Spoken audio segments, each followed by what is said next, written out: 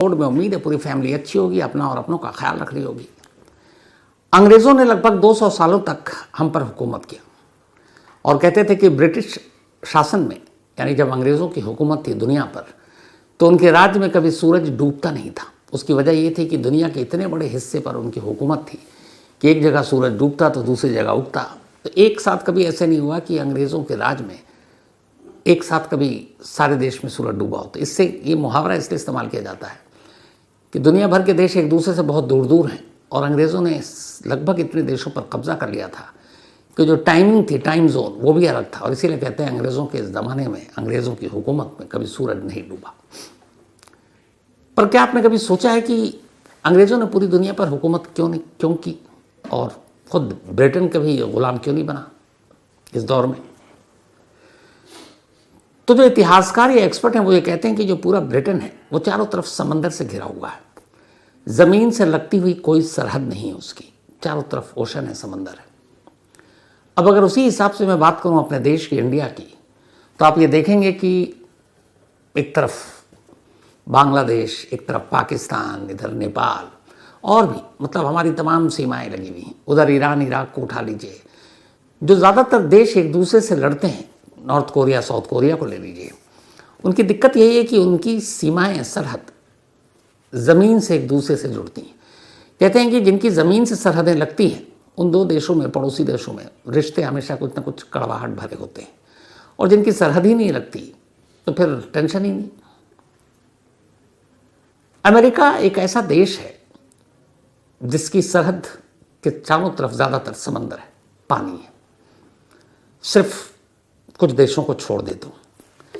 ये जो मैं आपको नक्शा दिखा रहा हूँ, इस नक्शे को आप ध्यान से देखिएगा। इसमें ये बीच में, सेंटर में यूएसए है। यूएसए के अगर आप आसपास करीब में जाएं तो नीचे है गल्फ ऑफ मैक्सिको। मैक्सिको से यूएस की सरहद लगती है, बॉर्डर लगती है, कनाडा से भी लगती है। तो ये दो ऐसे देश हैं जिससे अमेरिका की सरहद ज़मीन से जुड़ती है। बाकी चारों तरफ आप देखेंगे तो सिर्फ और सिर्फ समंदर है। यानी मैक्सिको और कनाडा अगर ये अमेरिका से मिल जाएं, या अमेरिका इन पर कब्जा कर ले, या अमेरिका इनको अपने साथ मिला ले, तो फिर अमेरिका भी ब्रिटेन की तरह वो देश बन जाएगा जिसके चारों तरफ सिर्फ समंदर होगा। यानी अगर अमेरिका पर कभी कोई देश हमला करना चाहेगा तो समंदर के रास्ते ही आना पड़ेगा। कुछ वक्त पहले डोनाल्ड ट्रंप ने बाकायदा ये कहा भी था कनाडा को कि हम उसको 51 स्टेट अपना मानते हैं, 51वां राज्य। अमेरिका में कुल 50th स्टेट है, 50 स्टेट है, और कनाडा को उन्होंने कहा था कि हम 51वां स्टेट मानते हैं। उसी तरह जो मैक्सिको है, गल्फ ऑफ मैक्सिको, मैक्सिको की खाड़ी, कुछ वक्त पहले उसका अमेरिका ने नाम पलटकर अमेरिका की खाड़ी रखने का एक वो दिया था। तो ये सारी चीज़ें मैं आपको क्यों बता रहा हूँ, उसकी वजह ये है कि अगर आप देखें तो वेनेजुएला के बाद एक ऐसे देश का नाम चर्चा में आया है जिसके बारे में शायद बहुत कम लोग पहले जानते होंगे। इस देश का नाम है ग्रीनलैंड। अगर इसी नक्शे में आप देखेंगे तो ये ग्रीन लाइन राइट में टॉप पर जाकर आपको ये दिखाई देगा। उसके नीचे डेनमार्क है। डेनमार्क की वजह ये है कि इस ग्रीन लाइन पर जो ग्रीनलैंड देश है, इस पर डेनमार्क की एक तरह से हुकूमत है। यहाँ की सेना, यहाँ की फॉरेन पॉलिसी, यहाँ की करेंसी, तो एक तरह से एक उपनिवेश है डेनमार्क का। लेकिन ग्रीनलैंड एक आज़ाद देश है डेनमार्क की निगरानी में। तो आजकल चर्चा में यही है, और ख़ुद डोनाल्ड ट्रंप ने वेनेजुएला के बाद ये धमकी दी थी कि अगला नंबर ग्रीनलैंड का हो सकता है। अब सवाल ये है कि ग्रीनलैंड ज़मीन से सरहद तो लगता ही नहीं, इतनी दूर समंदर में एक छोटा सा देश डोनाल्ड ट्रंप या अमेरिका के लिए इतना इम्पोर्टेंट क्यों, और ये सुर्खियों में क्यों? तो इसी ग्रीनलैंड की पूरी कहानी आज आपके सामने है कि अमेरिका क्यों चाहता है। और कमाल ये है कि क्या आपने सुना है कि कोई देश ये प्रपोज़ल रखे कि भाई हमें उस देश को ख़रीदना है, और आजकल यही चर्चा चल रहा है कि अमेरिका ग्रीनलैंड को ख़रीदना चाहता है। खबर तो ये भी है कि अमेरिका ग्रीनलैंड के हर नागरिक को लगभग $1 लाख, इंडियन करेंसी में आप आएँ तो करीब 90 लाख रुपए देना चाहता है कि पैसे ले लो और बस तुम अमेरिका के साथ हो लो। तो $1 लाख पर सिटीज़न के हिसाब से अमेरिका इस एक देश ग्रीनलैंड को ख़रीदना चाहता है। अब ये भी है कि अगर टोटल इस पर खर्च किया जाए तो लगभग $6 बिलियन का खर्च आएगा हर नागरिक को पैसा देने पर। और अगर ग्रीनलैंड के नागरिक बिके नहीं तो अमेरिका ने यह धमकी दी है कि वो हमला भी करेगा और ग्रीनलैंड पर कब्जा कर लेगा। लेकिन ग्रीनलैंड पर एक तरह से डेनमार्क की ही सारी निगरानी में ये देश चलता है और डेनमार्क नाटो का मेंबर है। डेनमार्क यूरोपियन यूनियन का मेंबर है, यूरोप के सारे देश भी। तो इसीलिए यूरोप के जितने देश हैं, चाहे फ्रांस हो, इटली हो, ब्रिटेन हो, जितने भी, वो सब अमेरिका की इस दादागिरी के ख़िलाफ़ हैं कि आप ग्रीनलैंड पर अगर कब्ज़ा करते हो या ख़रीदने की कोशिश करते हो तो ये ठीक नहीं होगा। बल्कि ये भी हो सकता है कि फिर नाटो ही टूट जाए, जिस नाटो को बनाया गया था जिस मकसद के लिए। क्योंकि अगर नाटो के ही देश के एक मेंबर पर अमेरिका कब्जा कर लेगा, जो खुद अमेरिका नाटो का मेंबर है, तो फिर काहे का समझौता। लेकिन सवाल यह कि ग्रीनलैंड पर ट्रंप की नज़र क्यों है और क्यों चाहते हैं। ग्रीनलैंड सिर्फ 57,000 की आबादी है। 57,000 लोग ही ग्रीनलैंड में रहते हैं। सोचिए, दुनिया के सबसे छोटे देश में से एक। लेकिन अगर इसके पूरे इलाके, इसकी ज़मीन और बाकी चीज़ों को जोड़ें तो ये दुनिया का 12वां सबसे बड़ा देश माना जाता है। आबादी सिर्फ 57,000 है। जैसे रशिया को आप देख लीजिए। असल में 57,000 लोग मसला नहीं है। अमेरिका को ये ग्रीनलैंड इसलिए चाहिए कि अगर ग्रीनलैंड एक बार अमेरिका के साथ हो गया, ग्रीनलैंड को ख़रीद लिया या कब्ज़ा कर लिया, तो फिर ब्रिटेन वाली सूरत हाल अमेरिका के साथ हो जाएगी। अमेरिका बेफिक्र हो जाएगा अपने दुश्मनों से, और सबसे बड़ा दुश्मन है उसका रूस। तो रशिया फिर अमेरिका पर हमला सिर्फ एक ही रास्ते से कर सकता है, और वो है समंदर के रास्ते से। बीच में ग्रीनलैंड भी अगर अमेरिका का हो गया और अमेरिका ने अपना यहाँ आर्मी बेस से लेके नेवल बेस और सारी चीज़ें बनाई, तो जब रशिया अमेरिका पर हमला करने के लिए आएगा तो रास्ते में पहले उसे इस ग्रीनलैंड से निपटना पड़ेगा, जहाँ अमेरिकी फ़ौज, अमेरिकी नेवल, सारे लोग, उनके जंगी बेड़ी जहाज़ तैनात होंगे। तो उसके बाद अमेरिका तक पहुँच होगी। तो अगर ग्रीनलैंड अमेरिका के साथ आ गया, कनाडा को 51वां राज्य बोल ही रहे, मैक्सिको को अपने साथ कर लिया, तो जिस ब्रिटिश साम्राज्य ने दुनिया पर हुकूमत की, जिसके राज्य में कभी सूरज डूबा नहीं, सेम सिचुएशन में अमेरिका होगा। एक ऐसा देश जिसकी सरहद किसी के दूसरे देश के साथ ज़मीन से नहीं जुड़ी होगी, और ऐसा देश जिसके चारों तरफ समंदर होगा, और एक ऐसा देश जिस पर अगर किसी दुश्मन देश ने हमला किया तो सिर्फ और सिर्फ समुद्री रास्ते से कर सकता है। और अमेरिका की ताकत है समंदर। इस दुनिया में सबसे पावरफुल जो नेवी है वो अमेरिका के पास है। कहते ये भी हैं कि कोई अकेला देश अमेरिकन नेवी का सामना कर ही नहीं सकता, बहुत सारे देशों को मिलकर करना पड़ेगा। तो इसीलिए अमेरिका की नज़र है इस ग्रीनलैंड पर, ताकि दुनिया की तरफ से बेफिक्र हो जाए और उसकी दादागिरी और बढ़े, और वो जब तब चाहे जिस देश को धकियाए, धमकाए और अपने हिसाब से अपनी हुकूमत चलाए। जैसे अभी वेनेजुएला में हुआ, ईरान में हो चुका है, इराक में हो चुका है, बाकी देशों में। तो इसीलिए ये ग्रीनलैंड अमेरिका के लिए सबसे ज़रूरी हो गया। 2019 में जब डोनाल्ड ट्रंप ने एक बयान दिया था कि उनके पास एक शानदार रियल एस्टेट डील है, और इसी ग्रीनलैंड को लेकर कहा था, मतलब एक पूरे देश को उन्होंने रियल एस्टेट डील बता दिया था, और उनका यही था कि वो इस देश को ख़रीदना चाहते हैं, चाहे जिस तरीके से, और न बिके तो फिर कब्जा करेंगे। अभी धमकी भी दी है। तो ट्रंप का मकसद और इरादा ये है कि अमेरिका को एक अखंड अमेरिका बनाया जाए। आसपास के सारे देश ज़मीन से जो मिले हुए हैं, मैक्सिको हुआ, कनाडा हुआ, और उधर ग्रीनलैंड, तो ये सब मिल गया तो फिर अमेरिका का कोई बाल बाका नहीं कर सकता, क्योंकि बीच समंदर में दूर दूर से कोई कहाँ क्या कर लेगा। तो इसका नतीजा ये होगा कि एक ऐसा अमेरिका महाद्वीप बन जाएगा जिसका एक सत्ता, एक कमांड होगा। ग्रीनलैंड पर अगर हो गया, दुनिया का सबसे बड़ा एक एरिया इसके पास होगा, और ग्रीनलैंड को मिलाने के बाद अमेरिका रशिया से भी बड़ा भौगोलिक एरिया के हिसाब से देश बन जाएगा। अब अमेरिका अगर ग्रीनलैंड को अपने साथ मिला लेता है तो फिर हज़ारों किलोमीटर का सफ़र तय करना पड़ेगा दुश्मन देशों को उस पर हमला करने के लिए। अगर आप रशिया को भी ले लें तो हमला करना इतना आसान नहीं होगा अमेरिका के पास। वो एक तरह से अपने आप को बड़ा सुरक्षित महफूज मानेगा। नौसेना बेजोड़ है अमेरिका के पास, और दूसरा कि वहाँ पर इस ग्रीनलैंड में गजब के संसाधन हैं, मतलब प्राकृतिक। एक एक करके आपको बताता हूँ। अमेरिकी नौसेना जो है, क्योंकि ग्रीनलैंड के बाद समंदर वाला पूरा मामला है, दुनिया के सबसे बड़ी और ताकतवर नेवी है अमेरिका के पास। इनके पास दर्जनों एयरक्राफ्ट कैरियर स्ट्राइक ग्रुप्स हैं, परमाणु हथियारों से लैस पनडुब्बियाँ हैं, दुनिया के कुछ ही देशों के पास है। कोई भी देश अकेले अमेरिका की नौसेना को चैलेंज कर ही नहीं सकता। और सबसे ज़रूरी ये है कि ग्रीनलैंड एक ऐसा देश है, ये वाली जो चीज़ें हैं ये दुनिया को भी पता है और अमेरिका फ्यूचर देख रहा है। सबसे ज़्यादा फ्रेश वाटर का भंडार ग्रीनलैंड के पास है, फ्रेश वाटर रिजर्व, पीने का पानी। जिस तरीके से ग्लोबल वार्मिंग के साथ बाकी सब दुनिया उलट पलट हो रही है, तो आने वाले वक्त में पीने का पानी उसकी भी संकट हो सकती है। लेकिन कहते हैं कि ग्रीनलैंड वो जगह है जो दुनिया के बाकी हिस्सों को साफ पीने का पानी दे सकता है। और बहुत सारे एक्सपर्ट ये मान चुके हैं कि आने वाली जो जंग है वो तेल और बाकी चीज़ों के लिए नहीं, शायद पानी के लिए हो। तो इस हिसाब से जिसके पास ग्रीनलैंड, पानी का भंडार, और सिर्फ पानी पीने के लिए नहीं बल्कि आजकल जो AI, आर्टिफिशियल इंटेलिजेंस और बाकी सारी चीज़ें हैं, तो जो सर्वर होता है इन सारी चीज़ों के लिए, हाई एनर्जी कंजम्पशन AI के सर्वर और बाकी चीज़ें, उन सर्वर को हमेशा कूलिंग के लिए पानी चाहिए होता है फ्रेश। और कहते हैं लाखों टन साफ पानी इस चक्कर में बर्बाद होता है।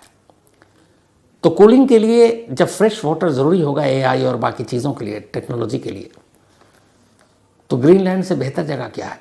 अमेरिका ये भी चाहता है कि एक बार ग्रीनलैंड उसके कब्जे में आ गया तो अपने सारे सर्वर, सारे प्लांट, AI से लेके बाकी चीज़ें ग्रीनलैंड में इस्टेब्लिश करेगा, क्योंकि वहाँ पानी का अथाह भंडार और फ्रेश वाटर, दुनिया का सबसे फ्रेश वाटर ग्रीनलैंड में मिलता है।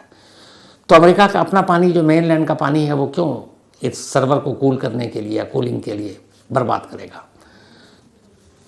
तो एक नज़र उसकी इस पर भी है कि ग्रीनलैंड के बाद ये सारे मसले हल हो जाएंगे।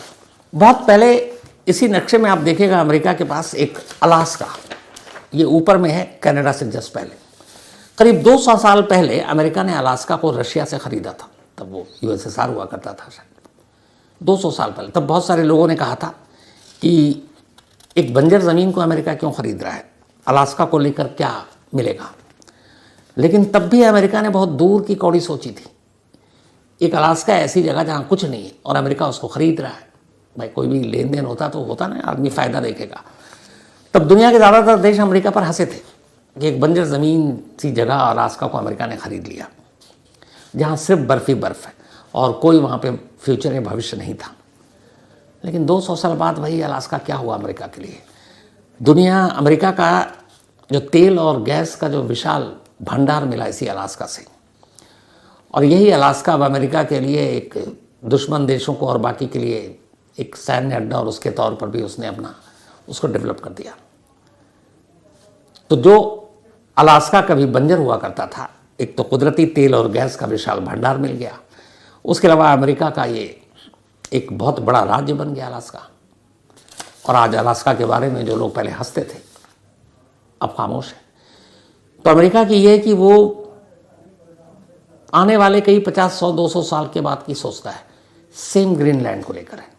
ग्रीनलैंड को अभी भी लेके फ़ौरन को फ़ायदा नहीं होगा अगर कल को ख़रीद लिया या कब्ज़ा कर लिया, लेकिन आने वाले 100-200 साल में सोचिए फिर अलास्का जैसी हालत ग्रीनलैंड हो जाएगी।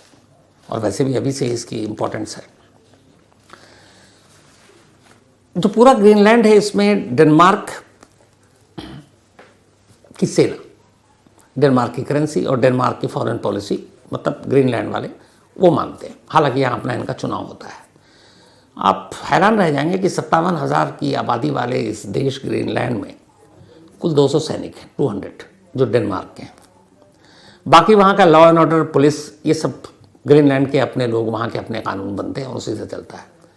हालांकि ग्रीनलैंड के लोग भी अब बहुत सारे आज़ादी की मांग करते हैं कि अब वो डेनमार्क से अलग हो जाए, लेकिन उसका फ़ायदा भी होता है। डेनमार्क चूँकि नाटो का देश है तो ग्रीनलैंड बचा रहता है, क्योंकि कोई ग्रीनलैंड पर हमला करेगा तो फिर वो नाटो पर हमला माना जाएगा। अब जब 57,000 की आबादी है तो जाहिर सी बात है कि वहाँ चुनाव भी उसी पैमाने पर होते होंगे। तो वहाँ पे भी जो होते हैं पार्लियामेंट्रियन सिस्टम है, सांसद होते हैं। कुल मिलाकर इस ग्रीनलैंड में 31 MP होते हैं, मेंबर ऑफ पार्लियामेंट। आप हमारे जैसे होते हैं। 31 सांसद होते हैं। हर 4 साल में यहाँ चुनाव होता है। अब चूंकि 31 सांसद हैं और 4 साल में चुनाव होता है, पहले यह था कि डेनमार्क ने कहा था कि भाई इस चुनाव में हमारी पार्टी भी हिस्सा लेगी जो हमारे हैं, और आपके यहाँ से जो भी है ले। लेकिन हुआ ये कि जो पॉलिटिकल पार्टी इस्टेब्लिश थे वो जब भी चुनाव होता हार जाते, और डेनमार्क में ज़्यादातर लोग जो जीतते वो इंडिपेंडेंट जीतते थे। फिर ग्रीनलैंड के अपने भी कुछ छोटी मोटी पार्टियां बनी, वो चुनाव लड़ने लगे, लेकिन 31 एमपी और उसमें से 16 जिसके पास एमपी हो वही उसकी सरकार बनती थी 4 साल के लिए। बट ऐसा बहुत ही कम हुआ, इक्का दुक्का बार जब किसी को मेजोरिटी मिली। तो ग्रीनलैंड की खूबसूरती है कि जब भी चुनाव होता है किसी एक को मिलता ही नहीं है 16, तो क्या करते हैं वो 3, 4, 5 मतलब आपस में ही सब मिलकर अपना सरकार बनाते हैं, बड़ी प्यार मोहब्बत से सरकार चलाते हैं। 57,000 की आबादी है तो कोई इशू भी नहीं है उनको कि बहुत लड़ाई झगड़ा या उस तरह की चीज़ें जो बाकी बड़े देशों में है। तो बड़ा कूल ये वो देश है ग्रीनलैंड जहाँ कोई सड़क नहीं है, और उसकी वजह ये है कि इसका 80% से 90% पूरा इलाका जो ग्रीनलैंड का है वो बर्फ़ से ढका रहता है। सिर्फ 10 से 20% ऐसा है जहाँ बर्फ़ नहीं है और इंसान रहते हैं, बसते हैं, और वहाँ उनकी आबादी है। तो इसीलिए वहाँ सड़क नहीं है। वहाँ के लोग ज़्यादातर सफ़र के लिए एक डॉग कार्ट, कुत्ता गाड़ी जो है वो इस्तेमाल करते हैं, बर्फ़ पे वो चलता है, या नाव या चॉपर। हालांकि एक एयरपोर्ट भी है इंटरनेशनल जो डेनमार्क या आइसलैंड से होकर यहाँ तक पहुँचते हैं। तो सोचिए वो देश जहाँ पे सड़क भी नहीं है और लोग नाव, डॉग यार्ड और चॉपर इन्हीं का इस्तेमाल करते हैं। 80% आबादी यहाँ की इस ग्रीनलैंड की राजधानी भी रहती है जिसका नाम शायद नूव है, और बाकी जो आसपास के छोटे छोटे गांव हैं वहाँ पे रहते हैं। पूरे इस ग्रीनलैंड में बहुत सारे टूरिस्ट आते हैं, लेकिन यहाँ दिक्कत ये होती है कि यहाँ का तापमान चूँकि 80 से 90% इलाका बर्फ़ से ढका हुआ है, तो यहाँ सबसे अगर गर्म बोले मौसम वो भी 10 डिग्री के आसपास होता है। और मई से जुलाई, ये 2 महीना मई, जून और जुलाई के बीच में, मतलब 25 जून से कहते हैं शायद 20 मई से लेकर 20 जुलाई तक इस ग्रीनलैंड में रात होती ही नहीं है। सूरज डूबना भूल जाता है, तो यहाँ पता नहीं चलता है रात कब। तो ये 2 महीने हर साल होता है, मई से लेकर जुलाई तक। और 30 जून को जब फिर सूरज पहली बार रात होती है, सूरज डूबता है, तो वहाँ ये 30 जून की तारीख फिक्स रहती है लगभग। तो 30 जून को ही नेशनल हॉलीडे करार दिया जाता है। जब 2 महीने के दिन के बाद पहली बार रात होती है, सूरज डूबता है, अंधेरा होता है, उस तारीख को 30 जून को नेशनल हॉलीडे करार दिया जाता है। तो सोचिए जहाँ सड़क नहीं, जहाँ की आबादी सिर्फ 57,000, जहाँ 31 एमपी चुने जाते हों, और एक बर्फ से लगभग ढका हुआ छोटा सा देश, उस पर दुनिया का सबसे ताकतवर देश कब्जा करना चाहता है। या तो प्यार से बिक जाओ, खरीद लेंगे, और नहीं तो धमका कर हमला करेंगे, तुम्हें कब्जे में ले लेंगे। क्यों? क्योंकि वो खुद को सुरक्षित और मजबूत करना चाहता है अमेरिका। एक बार ये आ गया तो इसका सबसे बड़ा फ़ायदा ये होगा कि यूरोप या रशिया की इस्टेब्लिशमेंट कायम करेगा। और जब भी कोई, अब चूँकि ज़मीन के रास्ते तो कोई आएगा नहीं अमेरिका पे हमला करने, तो सैकड़ों किलोमीटर दूर से समंदर के रास्ते किसी भी देश के जंगी सारे बेड़े चले आ रहे हों, तो उन्हें पहले इसी ग्रीनलैंड से निपटना होगा। वहाँ अमेरिका के सैनिक होंगे, वहाँ उनकी नेवी होगी, और तब कहीं जाकर वो अमेरिका पहुँचेंगे। तब तक तो अमेरिका उनसे रास्ते में ही निपट लेगा। तो इसीलिए अमेरिका अपनी दादागिरी के ज़रिए इस छोटे से देश ग्रीनलैंड पर कब्जा करना चाहता है। इस तरह की कोई चीज़ नहीं, बड़े शांतिप्रिय लोग हैं। उन डेनमार्क की प्राइम मिनिस्टर ने जब उन तक ये पहुंची, अमेरिका ने धमकी दी, ट्रंप ने कहा कि अगला नंबर ग्रीनलैंड का होगा, अब ये है प्यार से ख़रीद लें या जंग से कब्ज़ा कर लें। तो डेनमार्क की प्राइम मिनिस्टर ने बड़ी इज्जत के साथ अमेरिका और ट्रंप से कुछ कहा। उन्होंने कहा, भाई आप बहुत बड़े देश हैं, बहुत ताकतवर हैं, हम तो बहुत छोटे से हैं, लेकिन अगर आप ऐसी कोई हरकत करेंगे तो हम लोग बर्दाश्त नहीं करेंगे। मैं चाहता हूँ कि डेनमार्क की प्राइम मिनिस्टर की ये बातें आप सुनें। I would like to take this opportunity to send a message directly to the United States of America. The US is a big country and Denmark is a small one. We have looked up to you and you have inspired us, because since the Second World War you have defended the free world, created prosperity and progress, peace and freedom. And we have tried to give back to you by always supporting you and by showing up every time you called. In us, you have a friend that has always kept our word, a friend you have always been able to rely on. There is nothing I want more than for our friendship to continue. Because if we let ourselves be divided as allies, then we do our foes a favor. And I will do everything that I can to prevent that from happening. Therefore, when you ask our businesses to invest in the US, they do. When you ask us to spend more on defense, we do. And when you ask of us to strengthen security in the Arctic, we are on the same page.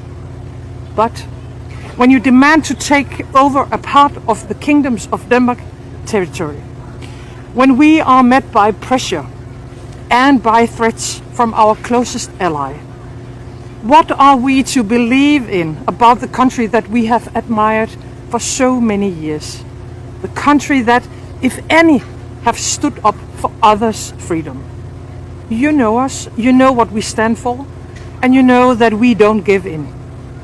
And that is why I have to say very clearly, national borders, sovereignty of states, and our integrity, these are all principles rooted in international law. These are fundamental principles.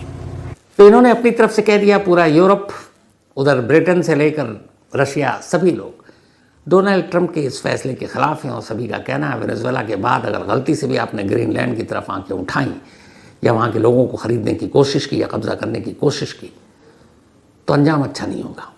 NATO तो पहले ही टूट जाएगा। लेकिन उधर America का ये है कि अगर एक बार मैक्सिको, कनाडा और ये ग्रीनलैंड अमेरिका के हत्थे चढ़ गया, कब्ज़े में आ गया, तो इस पूरी दुनिया में क्षेत्रफल के हिसाब से रशिया से भी बड़ा हो जाएगा अमेरिका, ज़मीन और समुद्र को अगर आप नापें जो कब्ज़े में है। तो सुपर पावर और भी ज़्यादा सुपर हो जाएगा। लेकिन इंसानी भूख कब ख़त्म होती है तो पता नहीं आगे क्या होगा। लेकिन हालात नाजुक हैं। अगर अमेरिका ने वाकई ग्रीनलैंड पर कब्ज़ा करने की कोशिश की तो शायद दुनिया का एक बड़ा तबका, एक बड़ा हिस्सा देशों का इसके ख़िलाफ़ खड़ा हो जाएगा। तो आने वाले वक्त में देखिए क्या होता है। फ़िलहाल इस कहानी में इतना ही, पर कहानी ख़त्म करूं उससे पहले वही अपना सिलसिला। आज शिवांश